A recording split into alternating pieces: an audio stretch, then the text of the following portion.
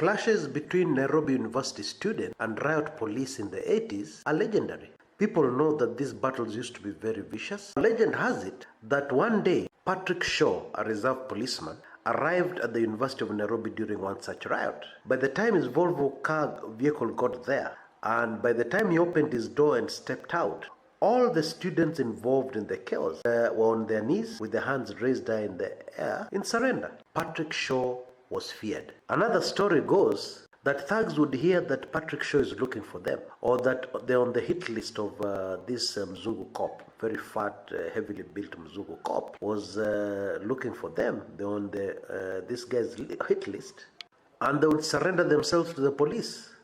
They would rush to the nearest police station and introduce themselves. I'm so and so, I'm being looked for by the police, especially Mr. Shaw. I surrender myself. Many times he got to the scene of crime while the criminals were still there. And of course a shootout would ensue, and always Patrick Shaw came out on top. And as his reputation grew, especially his reputation, this man was not a human being. He was some sort of spirit who could sense what criminals were planning. Well, there's a logical, non-spiritual explanation. When he arrived in Kenya and joined the police reserve, this was a very intelligent man. Now, at the time Patrick Shaw joined the police, the most valued police officers were intelligence officers. And some of the intelligence officers sent to Kenya at the time during the fight against Mau Mau were some of the best in the world. Patrick Shaw learned from them. As a result, Patrick Shaw had a very intricate and very wide intelligence network. He even had his own undercover informers within these criminal gangs. Indeed, his crime intelligence network was even much better. It could not even be compared to the police one. In my view, Patrick Shaw's great undoing was to get involved in politics. Multiple eyewitnesses reported that one of the cars that had been following J.M. Karaoke for months before he was actually killed was actually Patrick Shaw, meaning he was involved in the dirty work of the political police or the special branch at that time.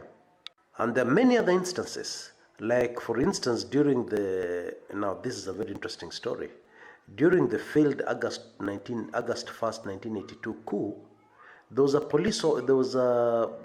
Kenya Air Force officer called Ngatia. Yeah. What had happened is that, according to his intelligence network, Bwana Shaw had discovered that Ngatia had been involved in a number of bank robberies. Now, of course, Shaw wanted to question him, and of course, protocol demanded that you don't just walk into a military base and arrest an officer. And so Shaw made a request through the usual channels. Now, this was before the August 1st coup. Now, one of the people that protected Ngatia was the man who is on record as being in charge of the coup, Bwana Pancreas Ochuka. Now, according to information in a book written by a man called James Dianga, he has actually written the book 1982, The Attempted Coup. Ngatia was given the mission of arresting President Daniel Toroitich arap Moi after the successful coup. Yeah?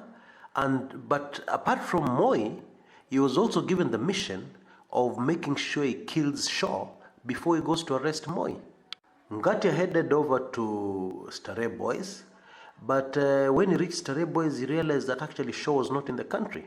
Actually, he was in Europe visiting relatives. Shaw never went on holidays, but he used to do these short, brief, one-week trips to catch up with his relatives in Europe.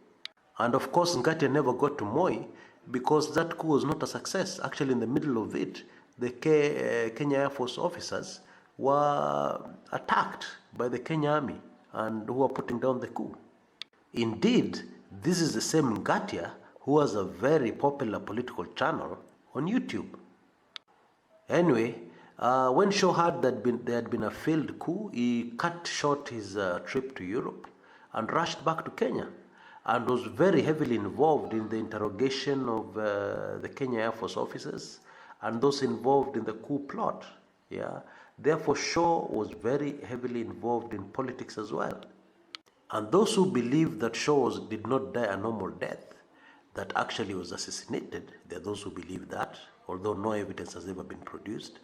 Those who believe that have good reason in the fact that the man was involved in politics. Now, Shaw died on February 15th, 1988, What happened is that he had dropped a former assistant commissioner of police at their residence, and the man just suddenly had a heart attack while he was in the residence of that assistant commissioner of police. And what added fuel to the rumors that actually this man did not die an ordinary death was the fact that his coffin was sealed. No viewing was allowed. Nobody actually viewed Patrick Shaw's body before burial. And so people asking, what is this that's being hidden inside that coffin? Yeah, maybe a face with a bullet hole or something. Yeah, the rumors continued flying, and they continue flying to this day.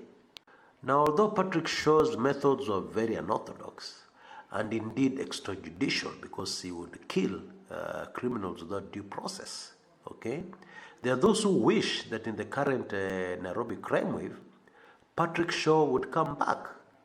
Because the truth is, in the days of Patrick Shaw, criminals feared. Indeed, there would never be a crime wave in Nairobi, because even criminals would just fear operating in Nairobi and would take their business elsewhere, even without encountering Patrick Shaw, just because of the man's reputation. Yeah, Patrick Shaw was a legendary super cop.